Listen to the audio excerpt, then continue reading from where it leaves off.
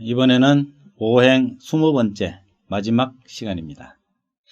이미 각각 오행별로 의미를 생각해 봤고 또 각각 오행과의 관계를 생각해 봤습니다. 생극관계죠. 그리고 오행의 음양에 대해서도 살펴봤습니다. 이 정도면은 이제 오행에 대해서는 대략 윤곽이 좀 잡히지 않았을까 이런 생각이 드네요. 이제 마지막으로 하근충 선생님이 오행과 팔괘 이걸 연결시켜 놓은 것을 한번 살펴보면서 마무리를 지으려고 합니다. 하근충 선생 책이 딱 2권인데 그 중에 처음 나온 책이 이 책입니다. 팔자심리 추명학. 참 이 책을 읽으면서 많은 감동의 물결이 출렁였던 기억이 새삼스럽네요. 이 책을 이래 보면은 이러한 표가 있습니다. 표를 그리느라고 좀 고생했을 것 같아요. 자, 이 표에 보면은 음양에서 오행으로, 오행에서 다시 오행의 음양으로 구분하는 설명이 되어 있는데 그 설명을 이제 조금 더 부연해서 이해를 도와드리도록 하고자 합니다. 표를 보겠습니다. 이 표는 바로 좀 전에 책에 보여드린 그 표를 확장시킨 것입니다. 조금 수정을 했습니다. 자, 이 제목이 뭐냐? 태극. 이걸 말하겠죠? 글자로 표현하면 이렇게 됩니다. 태극. 극도 이미 극인데 큰 극이라고 그러네요. 대단하군요. 네, 태극. 대보다 더 큰 게 태자 같아요. 그죠? 안에 점 찍힌 거 보니까. 여기서 천간까지 분화하는 과정을 설명했다. 라이센스는 하근충 선생님이 가지고 있습니다.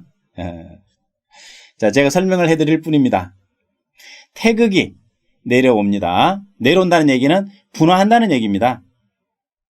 이 태극이 그냥 있으면서 나눠진 것이 아니고 이것이 짠 나눠져서 분리되는 거죠. 말하자면 딱 나눠지면서 하나는 양이 되고 하나는 음이 된다. 아마도 하얀 게 요리 갔을 것 같죠? 검은 것이 요리 가고 그래 이해하면 될 겁니다. 그래서 태극은 음양이 하나가 된 것입니다. 뭉쳐있는 상태죠. 즉 분리할 수 없다. 그러나 우리가 개념을 여기다가 주입시키니까 양과 음으로 구성되었다는 것을 이해할 수가 있는 것입니다. 이것을 태극에서 음양이 나왔다. 하나에서 둘이 나왔다. 이건 도덕경에 나오는 얘기입니다. 하나에서 둘이 나왔다. 이 얘기 같아요. 자, 하나는 양이라고 이름 짓고 하나는 음이라고 이름을 지었습니다. 이 부호는 옛날에 통찰력이 깊은 선현들께서 만들어낸 최대한 단순화시킨 부호라고 생각이 됩니다. 1과 2 이렇게 되겠죠. 홀과 짝 맞지 않습니까? 두 개니까.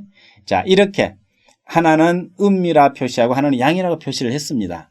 이것은 명리학과 아무런 상관없는 얘기입니다. 그냥 주역에서 말하는 태극의 이야기라고 보시면 되겠습니다. 이 음양이 각각 다시 또 나뉩니다. 음양으로. 항상 그렇듯이 계속 분화됩니다. 하나에서 또 둘이 되고 또 둘에서 또 넷이 되고 넷에서 여덟이 되고 이렇게 계속 가계도처럼 쭉 분화돼 나가는 거죠. 음양으로 나눠지니까 나눠지는 걸로 봤을 때 이 양에서 나눠졌을 때 이와 같은 두 개의 부호를 얻을 수가 있습니다. 여기서 주의해야 될 것은 요 밑에 있는 부호가 위에서 내려온 족보라는 것입니다. 이것과 닮아 있다는 얘기입니다.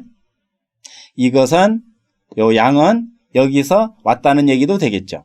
물론 그럼 양도 하얀 표시하지. 그냥 잘 보이라고 이래놨습니다. 이 상태에서 양이 다시 또 음과 양으로 분화가 되는 겁니다. 한 번 더. 즉 얘나 다 같은 것입니다. 이것이 내려온 것입니다. 그리고 다시 한 번 더 분화하니 양 중에 음이 되고 양 중에 양이 됐다는 얘기죠. 양 중에 양을 화라고 하고 양 중에 음을 목이라고 하자. 이렇게 이해가 되는 것입니다. 즉 목화는 양의 집안이다. 양씨 집안에서 나온 자손이다. 그죠? 여기서 뭡니까? 셋. 하나에서 둘이 나오고 둘에서 셋이 나왔다. 이렇게 말하는데, 이 셋은 아마 이걸 말하지 않나 싶기는 해요. 여하튼, 여긴 분명히 두 개로 되어 있습니다. 양의 집안에서 다시 음양으로 나누어져서 목과 화로 이렇게 분리가 됐다면, 음씨 집안에서도 마찬가지입니다. 조상은 같습니다. 단일 조상이죠. 음씨 집안에서도 그 집안 족보는 여기 표시되어 있습니다. 아, 음씨 집안이었구나. 음씨 집안에서 또 하나는 음이 되고 하나는 양이 되었습니다. 이것이 음중지양, 금이라고 이해를 하면 됩니다. 음중지양. 또 음의 집안에 나온 음은 음중지음, 그걸 수라고 하면 되겠죠. 이제 오행의 각각 의미를 그동안에 공부하셨기 때문에 이게 무슨 의미인지 이건 아니죠. 이해가 되실 걸로 봅니다. 이것이 바로 소위 말하는 사상이라는 것입니다. 사상의학 그러죠. 사상. 사상은 두 개의 궤가 겹쳐 있는 것을 말합니다. 음양이 나누어지니까 이렇게 딱 되는 거죠. 더 이상 나올 게 없습니다. 이걸 사상이라 그러고, 태양, 양으로 되어 있으니까 태양, 음으로 되어 있으면 태음. 이건 뭡니까? 음은 음인데, 그죠? 양이 적어. 음이 위주니까. 그럼 소양. 요거는 음 위주에 음이 적어요. 위주가 음이니까, 양이니까. 양 위주에서 음이 적으니까 소음. 이렇게 하면 되겠습니다. 소양과 소음은 네이버 지식인에 가봐도 꽤들 혼란스러워하고 있는 것 같습니다. 이렇게 개념을 제가 정리해 보겠습니다. 참고하셔서 관찰하시기 바랍니다. 그 다음에 오행은 5개잖아요. 자, 사상은 4개밖에 안 된다는 얘기죠. 토를 어떻게 이걸 표시할 거냐. 이것이 하건충 선생님이 고민했던 부분인 것 같습니다. 그 결과 토는 대역을 하기 위해서 바로 내려온 겁니다. 이렇게 쭉 내려와 가지고 여기에 자리하게 된 거죠. 중간에. 그래서 토는 도겠죠. 이름 일량이 도니까 도는 도자라 써야지. 이름 일량이 도가 쭉 내려와서 토가 되었습니다. 토가 되고 보니 이 토에 해당하는 표가 없습니다. 그래서 그냥 이대로 태극을 가지고서 내려왔다는 것을 상징을 했습니다. 기발난 것 같습니다. 그런 생각을 했구나. 자, 여기서 말하는 태극과 이 토에 말하는 이 태극은 거의 비슷하다고 볼 수 있겠네요. 거의. 그러나 여기서는 중간 역할을 하고 있는 또 하나의 의미가 주어졌다고 보겠습니다. 자, 이러한 상태, 오행의 상태까지가 이제 공부하는 5가지 원리고, 여기에서 다시 또 음양으로 나뉜 것이 지금 우리가 마무리 짓고 있는 이 과정이 되겠습니다. 잘 살펴보십시다. 색깔을 달리해서. 자, 목의 음양을 나타내고 있습니다. 요 2개가 그대로 여기 와서 2개로 딱 나타나 있다는 것을 눈여겨보시기 바랍니다. 표가 작아서 좀 눈 크게 뜨고 보셔야 되겠네요. 분명히 양음, 여기에 다시 양으로 또 나눠졌죠. 이게 3번째입니다. 이것이 1번, 2번, 3번. 하나에서 둘이 나오고 둘에서 셋이 나오고 셋에서 만물이 나왔다. 도덕경의 말씀대로. 뭔가 3번 거치면 대단한 변화가 일어나는데, 사람도 3사람을 건너뛰면 아는 사람하고 만난다는 말이 있어요. 4사람이던가? 상관없습니다. 참 이런 거예요. 재밌습니다. 자, 갑과 을은 원래 목에서 음과 양으로 나뉜 것이다. 이렇게 이해를 하면 됩니다. 참 쉽죠? 밑에는 들여다볼 거 없습니다. 이거는 주역에서 하는 얘기입니다. 지금 하건충 선생님은 천간으로 분화되는 것을 설명하려고 이 표를 가져온 것이니까 주역의 생각은 잠시 접어두시기 바랍니다. 그럼 화는 어떠냐? 화는 태양인데 양양이니까 이 양양이 그대로 왔습니다. 이렇게 와가지고 양양 이루고 있죠. 여기에 하나는 음이 되고 하나는 양이 되었습니다. 태양에서 양이 된 것을 병이라고 하자. 태양에서 음이 된 것을 정이라고 하자. 이렇게 이해를 하면 되겠습니다. 부호상 이해되죠? 네, 아주 잘 돼 있는 것입니다. 주역보다 더 잘 돼 있는 것 같아요. 그 다음에 금의 집안을 볼까요? 자, 금의 집안이 있다. 이건 이제 금이 이제 말하자면 직계조상인 겁니다. 자 위에 시조는 자 위에 있겠죠. 그러나 그게 갈 필요 없습니다. 이제 여기서 보면 됩니다. DNA는 같을 테니까. 금은 위에 양이 있죠. 음에서 양이 생긴 것을 금이라고 했으니까. 그렇다면 이 부호도 음에서 양이 딱 돼 있는 것이 나타나 있습니다. 그 다음에 이 금에다가 한 번 더 음과 양으로 분리가 되고 분화가 되고 이 중에 양으로 분화된 것을 경이라고 약정하고 약속하고 음으로 분화된 것을 신이라고 정했다. 이렇게 이해를 하면 되겠습니다. 얼마나 조리정연합니까? 수는 어떨까요? 수는 태음이죠. 왜 밑에서부터 말하느냐? 원래 땅에는 밑에서부터 위로 올라가게 되어 있습니다. 그래서 이 팔괘는 항상 밑에서 올라간다고 생각하시면 됩니다. 내려오는 거하고 좀 다릅니다. 표는 이렇게 됐지만 사실은 이렇게 개념상 각각 이렇게 올라가면서 기록됐다는 것으로 이해하시면 되겠습니다. 하늘까지 갑니다. 계속 쌓아 올리는 거죠. 건물 개념입니다. 1층, 2층, 3층, 4층 올라가죠? 여기서부터 안 하고 그런 뜻이 되겠습니다. 자, 태음이 여기 왔습니다. 얘랑 얘랑은 같은 것입니다. 같은 것인데 하나는 다시 음으로 되고 다시 양으로 되었다. 양으로 된 것을 임이라고 이름하고 그대로 음이 하나 더 추가된 것을 음으로 된 것을 계라고 한다. 이렇게 정의를 내리면 되겠습니다.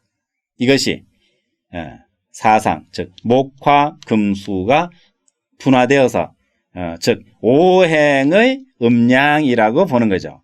목의 음양 갑을, 화의 음양 병정, 금의 음양 경신, 수의 음양 임계 이래 됐습니다. 그 다음에 여기서 바로 내려온 토도 음양으로 나눠야 되겠죠. 이 토가 나눠졌을 때 태극이 그대로 내려옵니다. 처음에 이 표가 이해가 안 돼가지고 이게 도대체 왜 이렇게 해놨을까? 한참 궁리를 했습니다만은 결론은 너무 간단했습니다. 그대로 복사품입니다. 이렇게. 여기도 다 복사됐잖아요. 그죠? 다 복사됐듯이 태극 그대로 복사됐습니다. 그 위에 즉 똑같은 태극이 복사돼가지고 하나는 양, 하나는 음이 된 거죠. 여기서 음으로 된 것을 기라고 하고 양이 된 것을 무라고 한다. 이렇게 해서 오행의 음양이 이루어졌습니다. 이것이 이른바 천간이 되겠군요. 이 천간을 이제 다음부터 구체적으로 연구하겠습니다만은 이 표를 보면서 이 십간으로 대입하니까 너무 참 묘하게 잘 설명되어 있구나 하고 이해를 할 수 있겠습니다. 그러나 주역에서는 이 두 개는 없습니다. 이거는 날아가는 거죠. 왜? 8개니까 하나, 둘, 셋, 넷, 다섯, 여섯, 일곱, 8개만 있습니다. 즉 토가 빠진 거죠. 주역에서는 토가 빠져 있습니다. 그러나 여기 자체에는 토가 들어 있습니다. 여기 토가 있잖아요. 이렇게. 그래서 뭔가 좀 이상하다 그랬는데 이상할 건 없습니다. 왜냐하면 수도 하나, 화도 하나이기 때문에 수화가 하나씩 되다 보니까 나머지가 이렇게 해서 오행이 이루어졌습니다만은 뭐 좀 어색한 면도 없지 않아 있습니다. 오행학자가 봤을 때 이건 오행학이 아닙니다. 이거는 주역입니다. 이건 이제 참고로 하나는 이 화계가 되는데 요 위에 있는 것이 화계입니다. 화인데 왜 우리는 목이라고 그러지? 서로 연결고리 없습니다. 이거 그냥 천간학, 오행학에서 바라본 것이라고 생각을 해야지 이거랑 뭐 연결되면 좋겠는데 어떻게 연결될 점이 없습니까? 없습니다. 전혀 다른 얘기입니다. 그냥 지나는 길에 교양 삼아서 8궤의 이름 정도는 알아야 안 되겠느냐 하는 걸로 본다면 이 궤는 가운데가 허합니다. 허중. 가운데가 비어있죠. 그래서 이 허중. 이거는 화다. 불을 나타낸다. 을은 진궤가 됩니다. 진은 밑에 연결되어 있네요. 진하련. 이렇게 외우시면 좋겠습니다. 우리 명리하시는 분들이 이거 너무 못 외워 이상하게. 왜 그런지 모르겠어요. 문자에는 익숙한데 부호에는 잘 안 되는 걸까요? 하긴 그래서 명리하시는 거겠죠. 이해합니다. 그러나 상식이라는 게 있잖아요. 기본 8궤 정도는 알아두자. 건꽤 3개 다 이어졌죠. 태극기 맨날 보는 거죠. 그래서 3년 3개 다 이어졌구나. 이거는 하늘을 나타낸다. 오행은 금이다. 또 이거는 뭡니까? 태는 위가 끊어졌네. 태상절. 위가 끊어진 것은 모택이다. 못이라고 그런다. 또한 금이다. 하나는 양금, 하나는 음금. 그건 알겠네요. 양금, 음금. 표가 나네요. 자, 여기도 어떻습니까? 좀 그 대입하면 안 맞아, 이거는 또. 다른 의미입니다. 요것만 맞았습니다. 묘하게도. 왜 우리는 화라고 그러는데 얘는 금이라고 그러느냐? 신경 쓸 거 없습니다. 주역 얘기라는 것만 알아두십시오. 금은 어떠냐? 금으로 왔을 때는 요거는 경에 해당되는 것은 손괴라고 말합니다. 밑에 끊어져 있네요. 손하절. 요 괴를 외우는 방식입니다. 손하절. 요거는 바람을 나타냅니다. 풍. 요 신에 해당되는 것, 이것은 감괴가 되는데, 감은 중간에 이어져 있네요. 감, 중년. 오행으로는 수가 됩니다. 이해하기 쉬우라고 붙여놓은 겁니다. 수에서 나눠진 양은 임이 되는데, 여기서는 간괴라고 그럽니다. 간은 산을 나타내죠. 간은 위가 이어졌네요. 간상년. 이렇게 외웁니다. 암기법입니다. 고는 너무 쉽군요. 3개가 다 끊어져 있습니다. 삼절, 곤삼절. 지를 나타냅니다. 땅을 나타내는 거죠. 그래서 건곤 그러면은 하늘과 땅 이렇게 이해할 수가 있겠네요. 나중에 또 시간이 있어서 주역 공부하실 때는 이런 것이 또 참고가 될 수 있고, 또 주역 공부하시는 분하고 대화를 나눌 때 이런 논리가 서로 뭔가 좀 연구하는 과정에서 재미있는 토론이 될 수 있지 않을까 하는 생각도 문득 해봤습니다. 이렇게 이제 마무리 삼아서 오행에 대한 마무리에서 8괴를 천간의 개념으로 집어넣어서 설명하려고 애쓴 하건충 선생님의 뜻을 한번 되살려 봤습니다. 이런 것은 일종의 상식의 확장이다. 이래 생각하시면 좋을 것 같고, 나중에 시간 되시면 주역 공부도 하셔야 되겠죠. 결국 주역도 음양에서 나온 건 맞습니다. 그러니까 주역은 음양학이다. 명리는 오행학이다. 음양학과 오행학 각자 자기 분야의 성을 쌓았습니다. 그리고 서로 교류도 안 될 수가 없죠. 그래서 소통은 되고 있지만 기본적으로는 주역은 음양학이고 명리는 오행학이구나. 우리는 오행학자다. 음양학자라고 하기보다는 오행학자다. 이렇게 나름대로 기준을 세울 수도 있겠습니다. 오행 공부 잘 되셨는지요? 이렇게 마무리하도록 하겠습니다. 많은 발전 있으시기 바랍니다. 고생하셨습니다.